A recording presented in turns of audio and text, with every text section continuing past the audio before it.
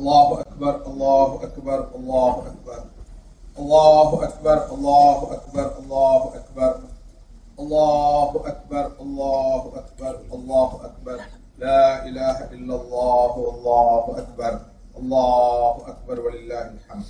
الحمد لله رب العالمين نحمده ونستعينه ونستغفره ونعوذ بالله من شرور أنفسنا ومن سيئات أعمالنا. من يهده الله فلا مضل له ومن يضلل فلا هادي له وأشهد أن لا إله إلا الله وحده لا شريك له وأشهد أن سيدنا ومولانا محمدا عبده ورسوله وهو الذي بلغ الرسالة وأدى الأمانة ونصح للأمة وكشف الغمة وجاهد في الله حق جهاده وتركنا على المحجة البيضاء ليلها كنهارها لا يزيغ عنها إلا هالك. اللهم صل وسلم على هذا النبي الكريم وعلى آله وصحابته ومن تبعهم بإحسان إلى يوم الدين. أما بعد فيا عباد الله أوصيكم وإياي أولا بتقوى الله.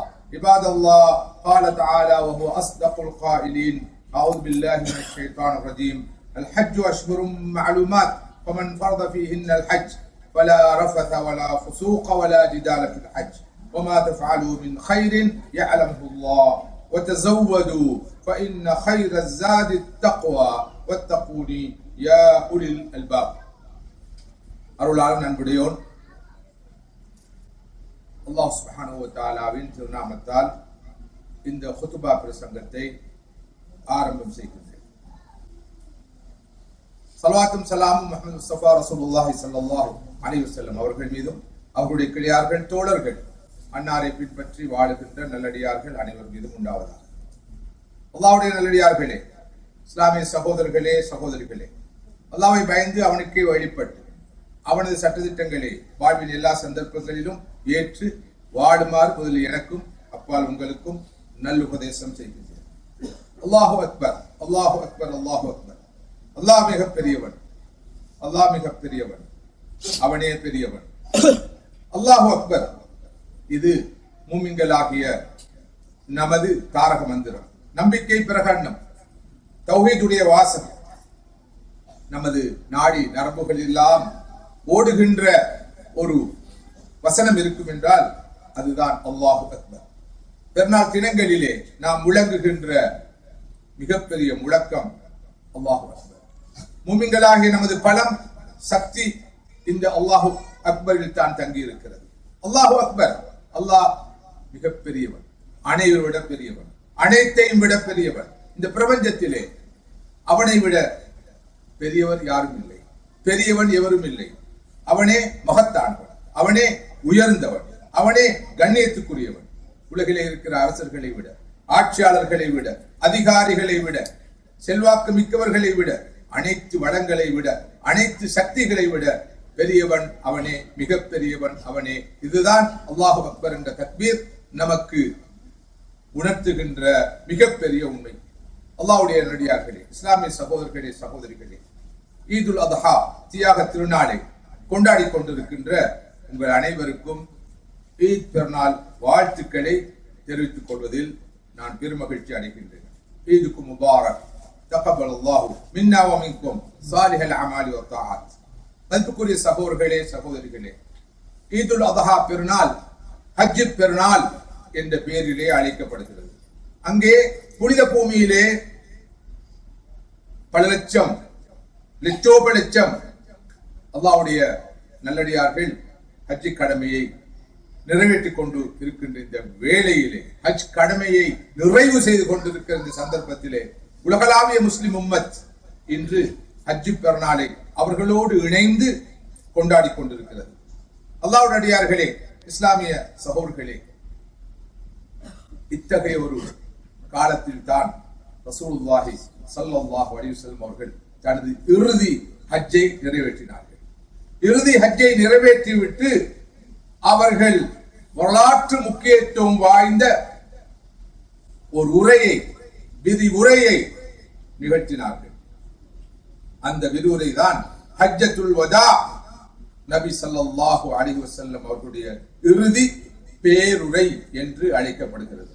இந்த சந்தர்ப்பத்திலே, இந்த மகத்தான நாளிலே, இந்த புனிதமான தினத்திலே ரசூலுல்லாஹி ஸல்லல்லாஹு அலைஹி வஸல்லம் அவர்கள் நிகழ்த்திய அந்த வரலாற்று புகழ்மிக்க பேருரையை, அதன் உள்ளடக்கத்தை நினைத்து பார்ப்பதும் நினைவூட்டுவதும் பொருத்தமாக இருக்கும் என்று நான் நினைக்கிறேன். அன்று ஸல்லல்லாஹு அலைஹி வஸல்லம் அவர்கள் சஹாபாக்கள் ஒன்று திரண்டு இருக்கின்ற அந்த அரபா பெருவெளியிலே தனது இறுதி உரையை, பேருரையை நிகழ்த்தினார்கள். அது சாதாரணமான ஒரு உரை அல்ல, அது இஸ்லாத்துடைய கொள்கை பிரகடனமாக அமைந்தது. இன்று வரை இஸ்லாத்துடைய சாசனமாக, கான்ஸ்டிடியூஷனாக அது பார்க்கப்படுகிறது. ஸல்லல்லாஹு அலைஹி வஸல்லம் அவர்கள் 14 நூற்றாண்டுகளுக்கு முன்னர் நிகழ்த்திய அந்த பேருரை இன்று வரை உலகிலே வாழ்கிறது. அதன் உள்ளடக்கமும் பொருளடக்கமும் இன்று வரை உலகிலே ஆய்வுக்குட்படுத்தப்படுகிறது. இஸ்லாத்துடைய அடிப்படையான நம்பிக்கைகளையும், இஸ்லாம் வலியுறுத்தும் பண்பாடுகளையும், இஸ்லாம் வலியுறுத்துகின்ற உரிமைகளையும், சமூக உறவுகளையும் அனைத்தையும் ஏக காலத்தில் உள்ளடக்கிய ஒரு மிகப்பெரிய உரையாக அமைந்தது. சொற்சுருக்கமும் பொருட்செறிவுமிக்க பேருரையாக அமைந்தது. இந்த சந்தர்ப்பத்திலே ரசூலுல்லாஹி ஸல்லல்லாஹு அலைஹி வஸல்லம் அவர்கள் இறுதி வேளையிலே மனித சமுதாயத்திற்கு பொதுவாகவும் இறை அடியார்களாகிய, இறை விசுவாசிகளாகிய எனக்கும் உங்களுக்கும் குறிப்பாகவும் அந்த பேருரை கூடாக சொன்ன செய்திகளை நினைவுபடுத்துவது எல்லா வகையிலும் பொருத்தமாகவும் இருக்கும், பிரயோசனமாகவும் இருக்கும் நான் நினைக்கிறேன். நபி அவர்கள் ஆரம்பமாக தனது அந்த பேருரையிலே, அந்த ஹஜ்ஜத்துல் வதா என்ற இறுதி உரையிலே வலியுறுத்திய விஷயம் என்ன தெரியுமா? மனிதனது பெருமை, அவனது உரிமைகள், மனிதன் எவ்வாறு மதிக்கப்பட வேண்டும், அவனது உரிமைகள் எவ்வாறு பாதுகாக்கப்பட வேண்டும் என்பதைத்தான் ஸல்லல்லாஹு அலைஹி வஸல்லம் அவர்கள் ஆரம்பமாக வலியுறுத்தினார்கள். யாராக இருந்தாலும், எவராக இருந்தாலும், இந்த பூமியிலே பிறந்து வாழுகின்ற எல்லா மனிதர்களும், ஆண்களோ பெண்களோ, மதிக்கப்பட வேண்டும். அவர்களுடைய மரியாதை பேணி பாதுகாக்கப்பட வேண்டும். அவர்களுடைய உரிமைகள் கண்டிப்பாக காக்கப்பட வேண்டும் என்ற கருத்தை ஸல்லல்லாஹு அலைஹி வஸல்லம் அவர்கள் சொன்னார்கள். மக்களே, இங்கு கூடியிருப்பவர்களே, நன்றாக கவனமாக கேளுங்கள். ஏனென்றால் அடுத்த வருடம் இதே நாளிலே, இதே இடத்திலே, உங்கள் மத்தியிலே நான் இருப்பேனோ என்பது எனக்கு தெரியாது என்று சொல்லிவிட்டு ஸல்லல்லாஹு அலைஹி சொன்னார்கள், இன்ன திமாஅக்கும் வ அம்வாலக்கும் வ அராதக்கும் அலைக்கும் ஹராம் கஹுர்மதி யௌமிக்கும் ஹாதா ஃபீ ஷஹரிக்கும் ஹாதா ஃபீ பலதிக்கும் ஹாதா. இந்த நாளும், இந்த மாதமும், இந்த நகரமும் மிக மிக பரிசுத்தமானவை, புனிதமானவை. அதே போல உங்கள் அனைவரது உயிரும், உடைமையும், மானமும், கண்ணியமும் பரிசுத்தமானவை. இறைவனுடைய சமூகத்திலே, அவனது சன்னிதானத்திலே இவற்றுக்கெல்லாம் நீங்கள் கண்டிப்பாக ஜவாப் சொல்லி ஆக வேண்டும், பதில் சொல்லி ஆக வேண்டும் என்பதை உங்களுக்கு நான் நினைவுபடுத்துகிறேன் என்று சொன்னார்கள் ஸல்லல்லாஹு அலைஹி வஸல்லம். மனித உயிர் பாதுகாக்கப்பட வேண்டும், மனிதர்களுடைய செல்வம் பொருள் பாதுகாக்கப்பட வேண்டும், மனிதனுடைய மானம் மரியாதை பாதுகாக்கப்பட வேண்டும். அநியாயமாக, நியாயம் இல்லாமல் எந்த ஒரு உயிரும் கொல்லப்படலாகாது. இந்த செய்தியை ஸல்லல்லாஹு அலைஹி வஸல்லம் அவர்கள் அன்று சொன்னார்கள். 21ஆம் நூற்றாண்டிலே இருக்கிறோம். இன்று எந்த அளவு தூரம் மனித உரிமைகள் பேணப்படுகின்றன, மனித உயிர்கள் மதிக்கப்படுகின்றன, இவ்வாறெல்லாம் அநியாயமாக, நியாயம் இல்லாமல் உலகிலே பல பாகங்களிலே மனித உயிர்கள் பறிக்கப்படுகின்றன. பல சமூகங்கள் கொத்து கொத்தாக, வகை தொகை இல்லாமல், எப்படி நாகரிகமான உலகம் என்று சொல்லப்படுகிற இன்றைய உலகிலே படுகொலை செய்யப்படுகிறார்கள். குழந்தைகளும், சிறார்களும், அவளை பெண்களும், முதியவர்களும் எப்படியெல்லாம் படுகொலை செய்யப்படுகிறார்கள். யுத்தம் என்ற பேரிலே, மற்றொரு பேரிலே, இன்னொரு பேரிலே. எங்கே மனித உரிமைகள் பேணப்படுகின்றன? எங்கே மனித உயிர்களுக்கு பாதுகாப்பு இருக்கிறது? மனிதனுடைய மானத்துக்கு பாதுகாப்பு இருக்கிறது? மனிதர்களுடைய கண்ணியத்துக்கு பாதுகாப்பு இருக்கிறது என்று சிந்தித்து பாருங்கள் சகோதரர்களே. ரசூலுல்லாஹி ஸல்லல்லாஹு அலைஹி வஸல்லம் அவர்கள் அன்று தன்னுடைய இறுதி பேருரையிலே மனிதனது புனிதத்துவத்தை, கண்ணியத்தை, அவனது உயிரை, அவனது செல்வத்தை, பொருளை, அவனது மானத்தை பேணி பாதுகாப்பது எந்த அளவு முக்கியமானது என்றால், மக்கா பூமியை போல, துல்ஹிஜ்ஜா மாதத்தை போல அந்த ஸல்லல்லாஹு அலைஹி வஸல்லம் அவர்கள் குத்பா பிரசங்கத்தை நிகழ்த்தி அந்த புனிதமான நாளை போல புனிதமானவை என்று ஸல்லல்லாஹு அலைஹி வஸல்லம் வலியுறுத்தி சொல்கிறார்கள். இது முதலாவது செய்தி.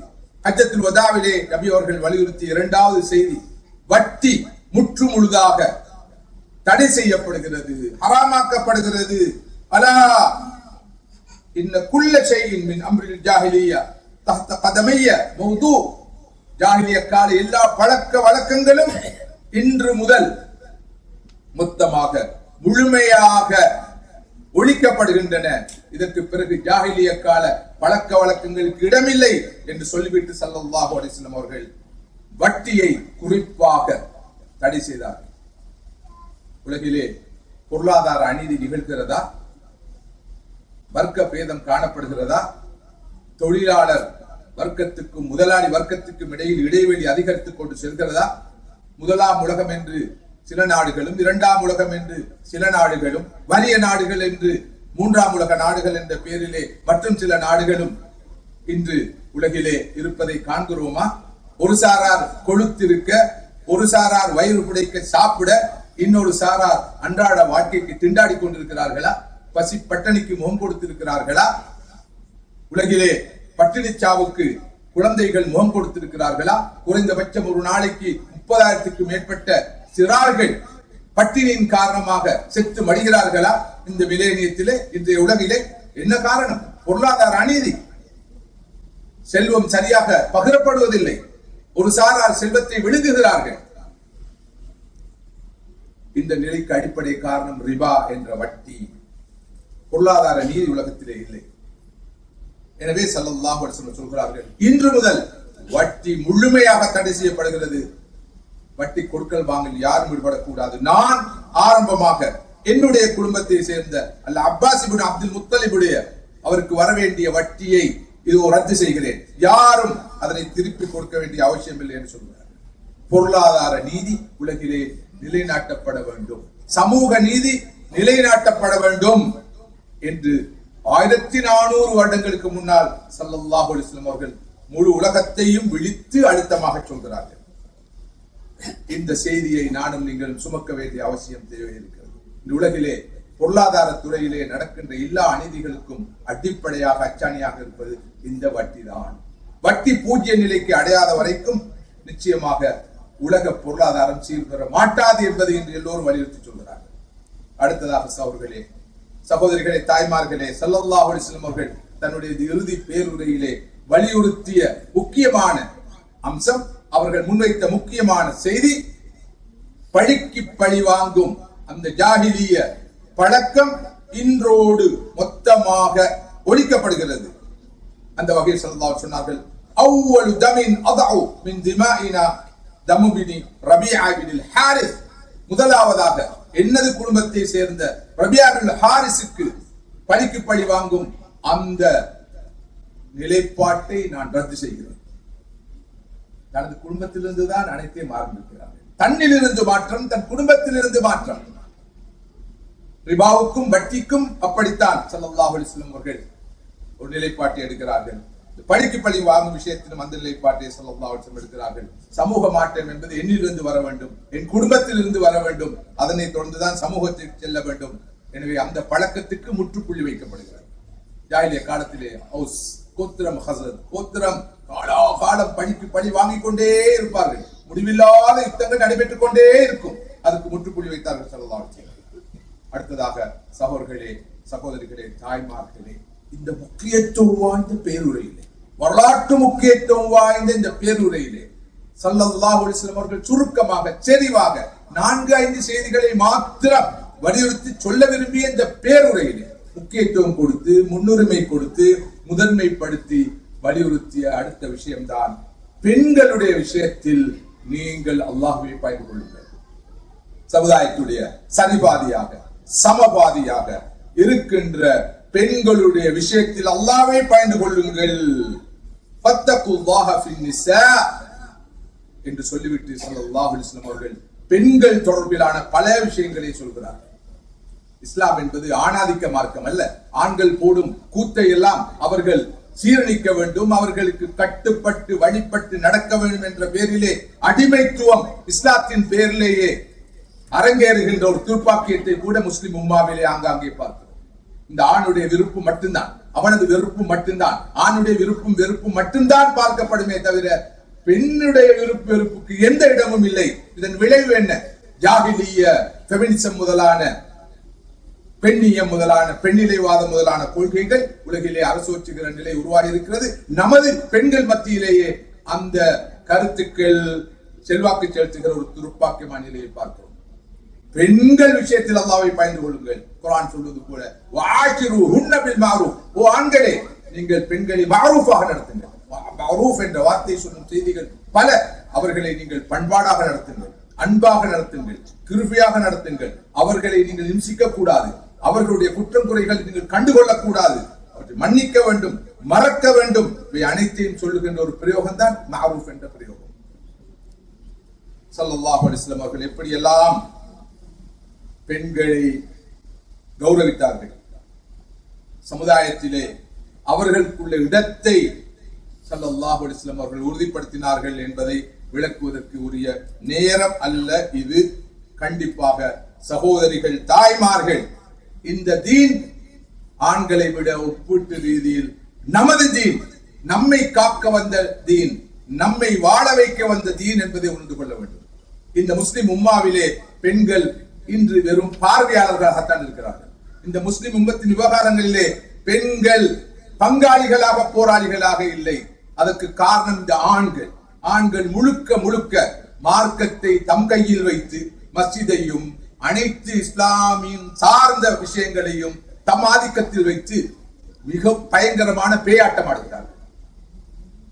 எந்த மார்க்கம் இது? யார் சொன்ன மார்க்கம் இது? இஸ்லாத்துடைய செய்தியை, ரசூலுல்லாஹி ஸல்லல்லாஹு அலைஹி வஸல்லம் கொண்டு வந்த செய்தியை முதலாவது ஏற்றுக்கொண்டது ஒரு ஆண் அல்ல, பெண். கதீஜா ரலியல்லாஹு அன்ஹா ரசூலுல்லாஹ்வுக்கு ஆக்கம் கொடுத்து, ஊக்கம் கொடுத்து, உற்சாகப்படுத்தி, அவர்களுடைய மனதை தேற்றி, அவர்களுக்கு வழிகாட்டி வரக்கத் இப்னு நௌஃபலிடம் அழைத்துச் சென்றது ஒரு பெண். நபி அவர்களுக்கு மிக கஷ்டமான நெருக்கடியான காலங்கள் எல்லாம் உறுதுணையாக நின்ற, நெம்புகோலாக நின்ற ஒரு மனிதர் இருப்பார் என்றால் அது ஒரு பெண். கதீஜா ரலியல்லாஹு அன்ஹா இஸ்லாத்துக்காக முதலாவது உயிர் நீத்தது ஒரு ஆண் அல்ல, உயிரை கொடுத்தது ஒரு ஆண் அல்ல, ஒரு பெண். சுமையா ரலியல்லாஹு அன்ஹா. சொல்லிக்கொண்டே செல்லலாம், நேரம் இடம் தர மாட்டாது. பெண்கள் தான் இஸ்லாத்தின் மிகப்பெரிய தூண்களாக, கண்களாக, பாதுகாப்பு அரண்களாக வரலாற்றிலே இருந்து வந்திருக்கிறார்கள். இப்போது நிலைமை எப்படி மாறிவிட்டது என்று சொன்னால், பெண்களுக்கும் இஸ்லாத்துக்கும் இடையிலே வெகு தூரம். ஆண்கள் சொல்லும் இஸ்லாம் தான் இஸ்லாம், அவர்களுடைய வேர்ஷன் தான் வேர்ஷன், அவர்கள் சொல்வதுதான் மார்க்கம், அவர்கள் சொல்வதுதான் வஹி என்ற ஒரு நிலைமை உருவாகி இருக்கிறது. மஸ்ஜிதுக்கு வந்தால் கூட மஸ்ஜிதிலே பேண வேண்டிய ஆதாபுகள் என்ன, ஒழுக்கங்கள் என்ன என்பது கூட பெண்களுக்கு தெரியாத அளவுக்கு பெண்களை மஸ்ஜிதை விட்டு தூரமாக்கிவிடும். எனவே அவர்கள் எங்கும் போல பள்ளியிலும் இருப்பார்கள். அவர்கள் குற்றவாளிகள் அல்ல, அவர்களை குற்றம் சுமத்த முடியாது என்றால் அவர்களை தூரப்படுத்திதான் வைத்திருக்கிறோம். எனவே இந்த நிலை மாற வேண்டும். ஸல்லல்லாஹு அலைஹி வஸல்லம் அவர்கள் இந்த முக்கியத்துவம் வாய்ந்த குத்பாவிலே, இறுதி உபதேசத்திலே பெண்கள் விவகாரத்தை முக்கியத்துவப்படுத்தி சொல்லி இருக்கிறார்கள். மதிப்புக்குரிய சகோதரர்களே, சகோதரிகளே, இந்த தலைப்பில் நிறைய பேசலாம். உலகிலே தோன்றிய முதலாவது பல்கலைக்கழகம், உலகிலே தோன்றிய முதலாவது யூனிவர்சிட்டி மொரோக்கோ நாட்டிலே அமைந்திருக்கின்ற ஜாமியத்துல் கரவியின் என்ற பல்கலைக்கழகம்.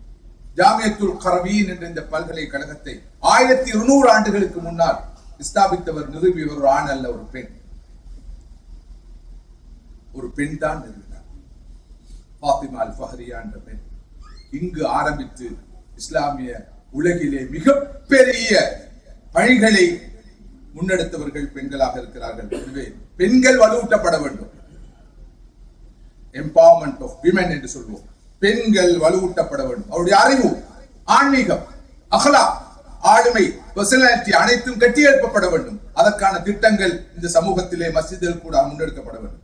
அடுத்ததாக சகோதரர்களே, சகோதரர்களே, ஸல்லல்லாஹு அலைஹி வஸல்லம் அவர்கள் தன்னுடைய இந்த இறுதி உபதேசத்திலே வலியுறுத்திய அடுத்த அம்சம் தான் வஹியை, குர்ஆனை, சுன்னாவை பற்றி பிடித்துக் கொள்ளுங்கள்.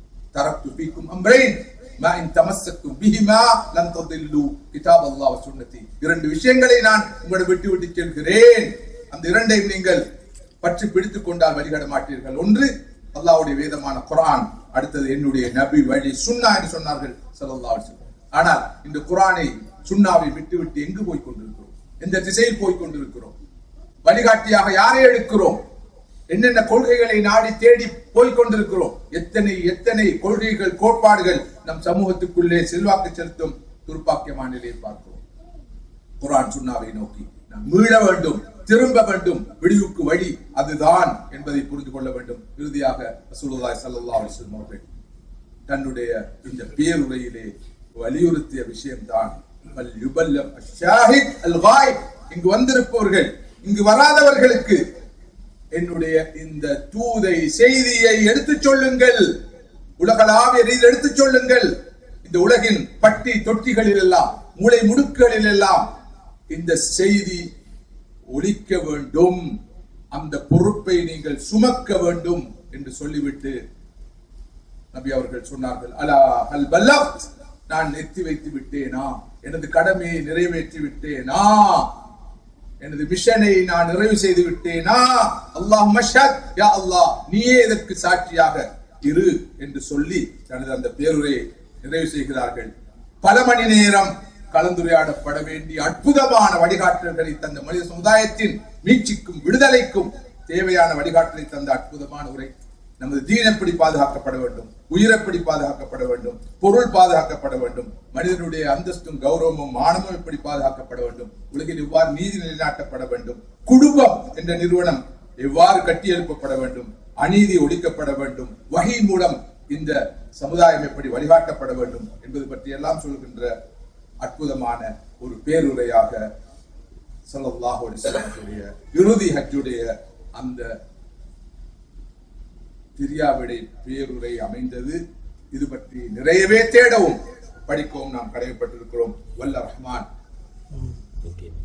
இத்தகைய சிந்தனைகள் மூலமாக எனக்கும் உங்களுக்கும் நல்ல தெளிவை தருவானாக. நமது உள்ளங்களிலும் இல்லங்களிலும் அல்லாஹ் அமைதியை ஏற்படுத்துவானாக. அநீதி இழைக்கப்படும் மக்களுக்கு அல்லாஹ் விடுவையும் விடுதலையையும் பெற்று கொடுப்பானாக, வழங்கி அல்வானாக. வாஹிரு தாவானா அல்ஹம்துலில்லாஹி ரப்பில் ஆலமீன்.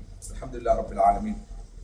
والصلاة والسلام على أشرف الأنبياء وسيد المرسلين سيدنا محمد وعلى آله وصحبه ومن تبعهم بإحسان إلى يوم الدين. أما بعد فيا عباد الله أوصيكم وإياي أولا بتقوى الله. عباد الله قال تعالى وهو أصدق القائلين أعوذ بالله من الشيطان الرجيم الحج أشهر معلومات فمن فرض فيهن الحج فلا رفث ولا فسوق ولا جدال في الحج وما تفعلوا من خير يعلمه الله وتزودوا فإن خير الزاد التقوى واتقوني يا أولي الألباب.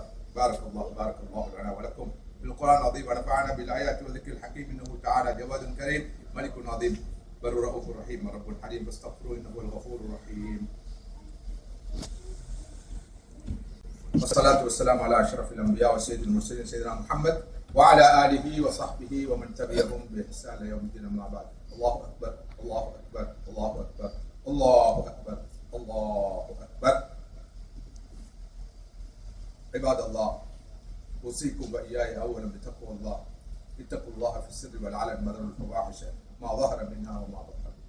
واعلموا عباد الله أن الله أمركم أمرا عظيما وبدأ بنفسه تعظيما وثنى بالملائكة المسبحة بقدسه تكريما وقال جل جلاله عليما إن الله وملائكته يصلون على النبي يا أيها الذين آمنوا صلوا عليه وسلموا تسليما. اللهم صل وسلم على هذا النبي الكريم محمد وعلى آله وصحبه أجمعين. اللهم ارض عن ساداتنا ابي بكر الصديق وعمر الفاروق وعثمان ذي النورين وعلي اسد الله وعن بقيه الصحابه اجمعين وارحمنا معهم برحمتك يا ارحم الراحمين. اللهم اعز الاسلام والمسلمين اللهم اعز الاسلام والمسلمين اللهم اعز الاسلام والمسلمين واذل الشرك والمشركين واختم لنا بخير وفضل برحمتك يا ارحم الراحمين. ربنا ظلمنا انفسنا وان لم تغفر لنا وترحمنا لنكونن من الخاسرين. عباد الله إن الله يأمر بالعدل والإحسان وإيتاء ذي القربى وينهى عن الفحشاء والمنكر والبغي يعظكم لعلكم تذكرون. اذكروا الله العظيم الجليل الجبار يذكركم